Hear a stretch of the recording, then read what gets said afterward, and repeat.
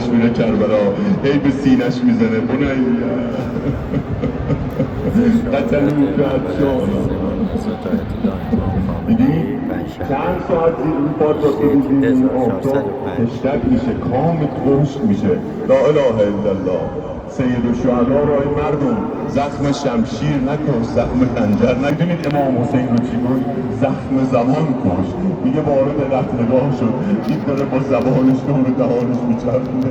بابا حسین تشنکه، شنیدم بابات ساقی کوثر بوده، بگو بیاد آبت بده.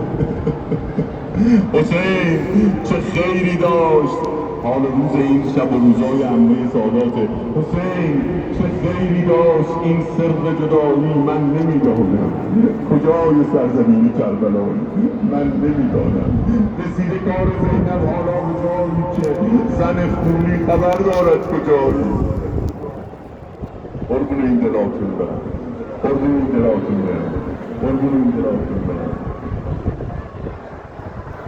یا امام رضا، یا امام رضا، امروز میخوایم کسی رو به شما بسپاریم، کنار شما بذاریم که سالها برای این مرحومون سینه سپر کرد.